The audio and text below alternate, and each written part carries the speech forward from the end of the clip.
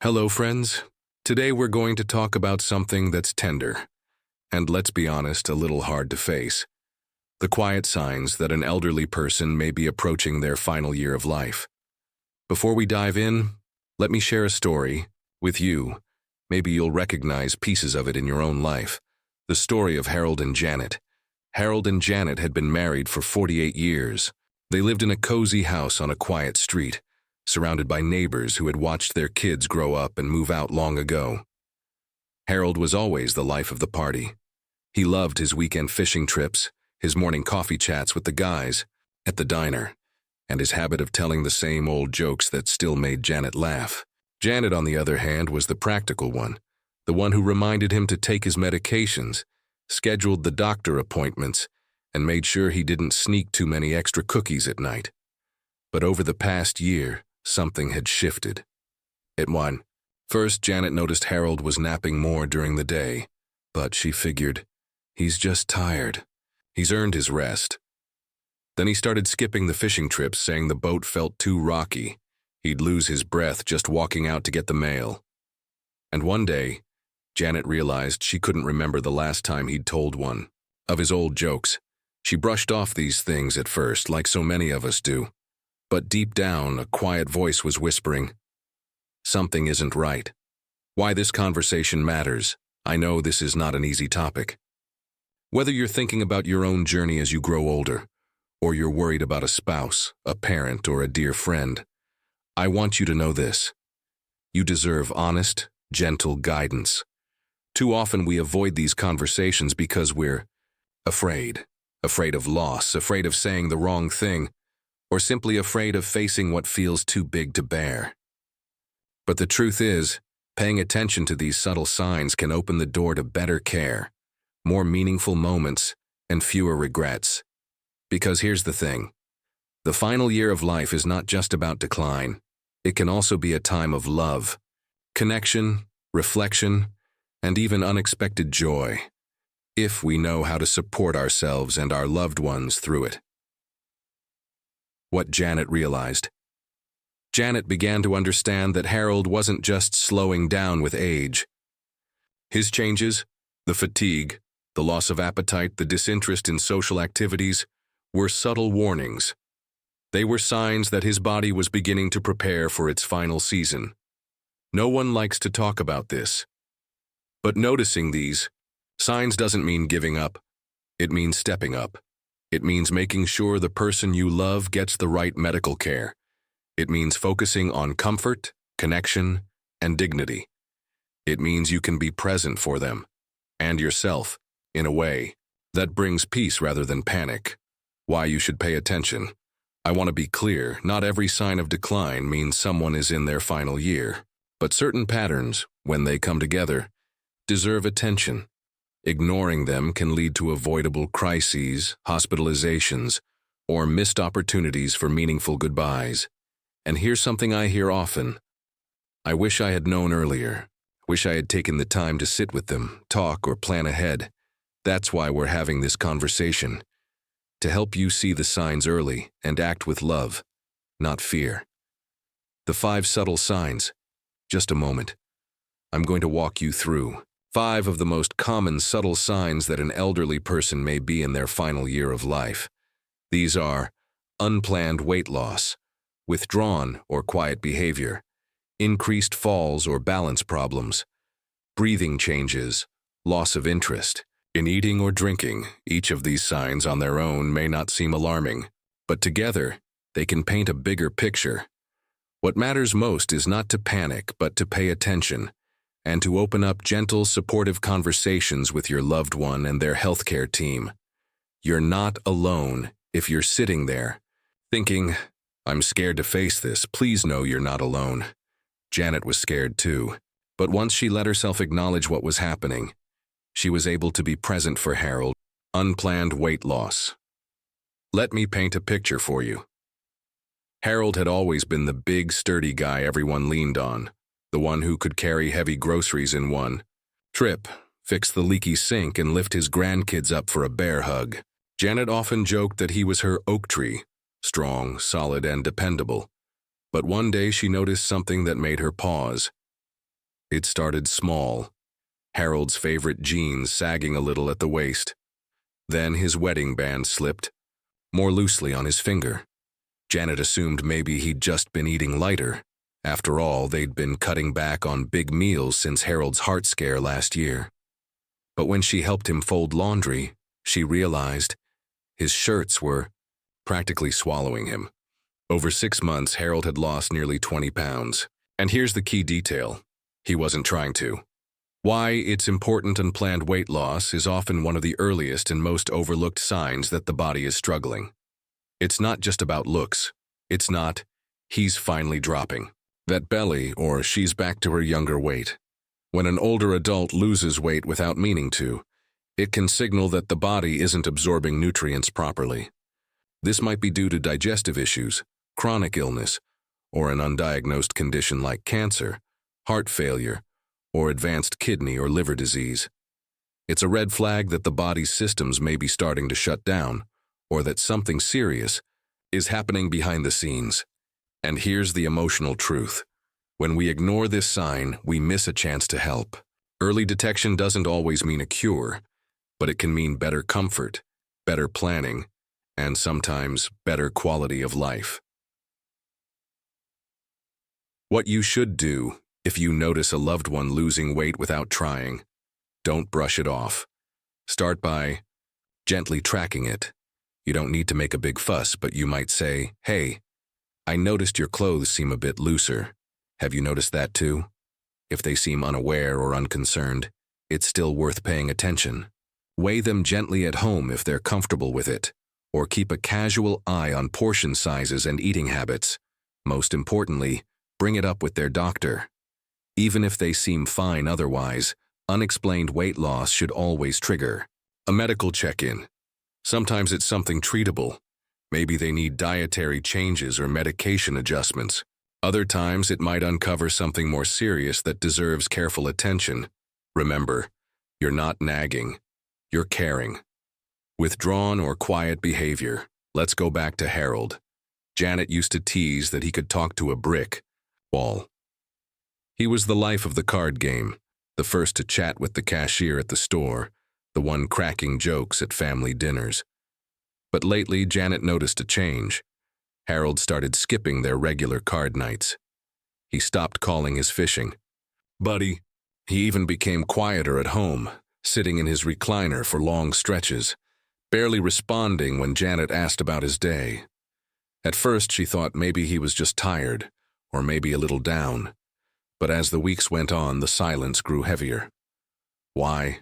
It's important. Withdrawal from social activities and conversations can be one of the most emotionally painful but critical signs to notice.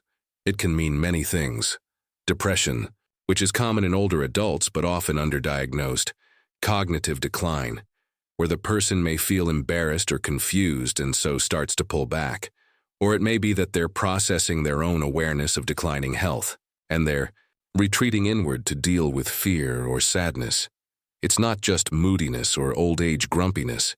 It's often a signal that something deeper is happening, emotionally, mentally, or physically. What you should do. The key here is gentle, loving attention. You might start by saying something like, "I've noticed you're keeping to yourself more lately. I miss talking with you. Is something on your mind?" Avoid making them feel judged or cornered. The goal isn't to force them to open up, but to show that you see them and you care. If they remain quiet or you're worried, consider bringing in gentle outside help, a trusted doctor, a counselor, or even a clergy member they respect. Sometimes an outside voice can help them express feelings they're holding back. And importantly, don't take it personally. Their withdrawal isn't about you. It's about what they're navigating inside. 3. Increased falls or balance problems. Let me tell you about something that happened to Harold that really shook Janet up. One morning, Harold was making his usual breakfast, scrambled eggs and toast, when Janet heard a loud thud from the kitchen. She rushed in and found Harold sitting on the floor, holding his arm. He had tripped over the corner of the rug and fallen hard. Thankfully, nothing was broken, but he was left with a big purple bruise on his forearm. A week later, it happened again. This time, while Harold was getting out of bed in the middle of the night, he lost his balance, tumbled to the floor, and couldn't get up without Janet's help. Harold just laughed it off, saying, "Guess I'm getting clumsy in my old age." But Janet knew in her gut this wasn't something to ignore. Wyatt's important frequent falls or balance issues are one of the strongest predictors of health decline in older adults. It's not just about being a little wobbly or a bit clumsy. It can point to real, serious underlying problems like weakening muscles, blood pressure dropping suddenly when standing, medication side effects that impact coordination, vision, or hearing changes that affect balance, early signs of neurological issues. And here's the hard truth. Falls are a leading cause of injury, hospitalization, and even death in older adults. But many falls are preventable. Ignoring them means risking broken bones, head injuries, or a sudden decline in independence. All things that can drastically change someone's quality of life. What you should do if you notice your loved one is starting to fall more often. Don't let them brush it off. Here's what Janet did that you can do too. Talk to the doctor. Ask for a formal fall risk assessment. Doctors can check for medication issues, muscle weakness, or underlying conditions that might be causing the instability. Look around the home, remove loose rugs, install nightlights, and make sure pathways are clear of clutter. Small changes can make a huge difference. Add supportive tools. If the doctor recommends it, get grab bars in the bathroom, use a walker or cane, or install handrails on stairs. Remember, using a cane or walker isn't a defeat. It's an empowering tool that helps your loved one stay active safely. When Harold finally agreed to use a cane, Janet noticed he regained some confidence.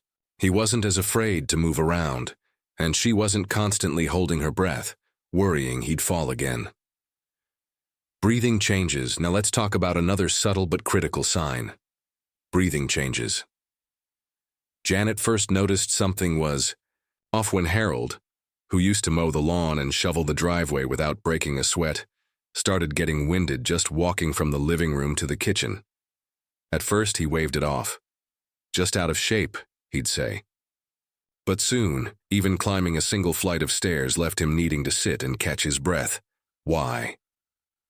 It's important. Shortness of breath, especially at rest or with light activity, is not something to take lightly. It can signal serious underlying issues such as congestive heart failure, chronic obstructive pulmonary disease, COPD, advanced lung disease, anemia, or low oxygen levels. When the body struggles to circulate oxygen, every organ starts to feel the strain. The heart, the brain, the muscles. It's often a sign that the body is under significant stress and may be approaching a stage of decline. And here's the emotional piece. When someone starts struggling to breathe, they often avoid activities they love because they're afraid of getting winded or embarrassed. The shrinking world leads to isolation, frustration, and sadness. What you should do. If you notice breathing changes in yourself or someone you love, act right away. Call the doctor. Don't assume it's just aging or being out of shape. There may be medications, oxygen therapy, or treatments that can improve comfort and ease the strain on the heart and lungs. Notice when it happens. Is it just with heavy activity, or even at rest? Does it come with swelling in the legs, coughing, or chest discomfort? Bring these details to the doctor. They help with diagnosis. Support energy conservation. Help your loved one pace themselves. Arrange the home so things they need are within easy reach. Encourage short, gentle activities rather than long, exhausting tasks. For Harold, once they spoke to the doctor, they adjusted his medications and added a small portable oxygen unit for the tougher days. He didn't love it, but it meant he could still enjoy sitting outside on the porch with Janet, chatting and watching the neighborhood go by. Loss of interest in eating or drinking. One of the most subtle yet significant changes Janet noticed in Harold's health was his declining interest in food. His once hearty appetite, which had always been a source of comfort and enjoyment, started to fade as he got older. At times, he'd skip meals altogether, even though his favorite dishes were on offer. Janet tried everything, but it seemed like no amount of coaxing could reignite his enthusiasm for food. Why it's important. A reduced appetite is a common experience for many individuals in the later stages of life. As the body naturally slows down, so too does the need for fuel. The sensation of hunger may diminish, and eating can become less enjoyable. However, a persistent loss of appetite can also have serious consequences. When a person eats less, they can become dehydrated, leading to weakness and confusion. Nutritional deficiencies may also arise, which can affect energy levels and overall health. Additionally, it's essential to monitor not only the quantity, but also the quality of what's consumed to ensure that the body is receiving adequate nutrients. What to do? Instead of forcing meals, which may cause stress or discomfort, focus on offering small, easy-to-digest meals throughout the day. High-calorie, high-protein snacks are often a good choice, as they can provide essential nutrients in smaller quantities. Foods like smoothies, yogurt, or eggs may be easier to eat than larger, more complex meals.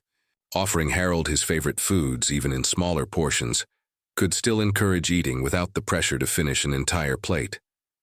Janet also found that making mealtime a more relaxed, enjoyable experience, without pressure, helped make a difference. Furthermore, it's important to check with a doctor to see if nutritional supplements or special drinks could help support his diet. When appetite loss becomes particularly severe, hydration should be a priority.